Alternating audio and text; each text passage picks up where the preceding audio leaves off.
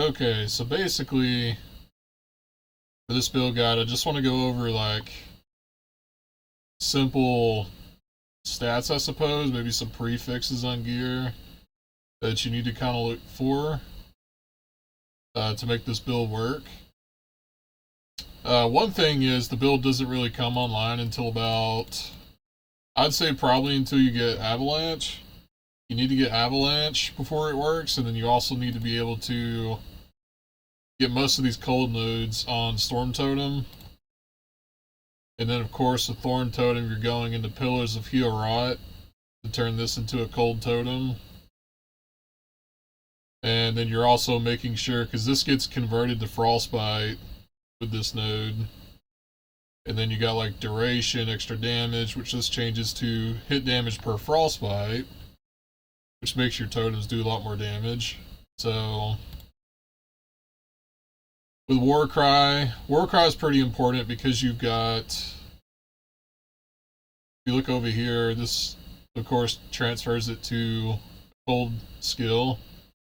And this right here is kind of busted, to be honest. Look at that. You and allies affected with Warcry to increase cold damage for 4 seconds. That's a 250 increase to cold damage. That's a lot of damage. Especially if you're critting on top of that. Your Avalanche will actually hit enemies for just thousands of damage per boulder.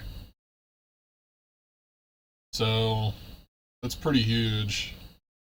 And then Stormcrows. Stormcrows is mostly for CC and mobility. They don't really do a whole lot of damage. But this right here, when you directly cast Crow Storm, you and your crows are teleported to target location if it is accessible. Crow Storm now counts as a traversal skill. So, you make sure your crows are summoned, which I have mine set to Q. So like you pop Q and you just teleport. And it also can freeze mobs, put chill on them, stuff like that, which is pretty important for survivability. The amount of freeze that this build does, just like in itself, is high defense. Outside of like your, your armor and your resistances and things of that nature. So Avalanche, you kind of need, before this really comes online, you gotta have all these nodes, pretty much. Gotta make sure, no longer channeled, increases mana cost, gives it a cooldown. It's cast around you and follows your movement, so that's pretty important there. Which with this, I initially had 3 points in this and then went up to Frost. But I think it's better, like, I don't really need more freeze, I just want more damage, right? So you just go up here, you get 2 points here, and then you get 1 point here, and then go down to Frost. And these nodes, I mean, you could change it up, go straight, like 3 points here, 1 point here, 2 points here, and like 2 points there, but I think this is better.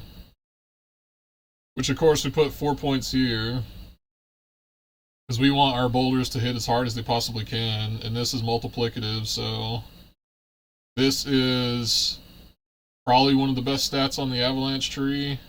This is pretty good too. Not mandatory, but this is a good node.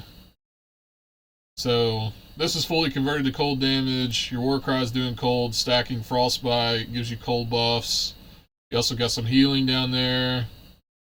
It can also cleanse debuffs, which is very helpful. Stormcrows is there for just like additive CC and teleport skill, maybe a tiny bit of damage.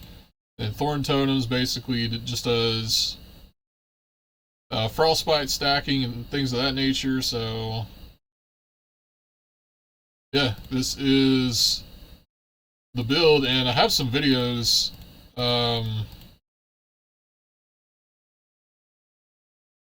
showing the build, but I want to get into equipment here just a little bit. So, of course, that helmet, that's kind of designed for cold builds. You can see it's got the freeze rate multiplier, in which I'll put this link in the description of the video so that people can pull it up and kind of just see what kind of stats that they want. Now there's obviously, you can do some different stuff with this build. You don't have to like follow this to a T. And there might be a better version of this build that I haven't even created or tested, right? So anyone's free to mention anything, so, you know. Damage over time for Frostbite. We got cold damage, more damage over time for Frostbite, freeze rate multiplier to keep mobs frozen, cold damage, minion cold damage. That'll make your totems do more cold damage, which is important. Of course, we got some armor and resistances, which is very important. Resistances are one of the best defensive stats in the game. We have block chance here, freeze rate multiplier on that shield, block effectiveness, just stuff to help you keep alive. So elemental damage over time, cold damage, resistances, pretty much same thing here with some health.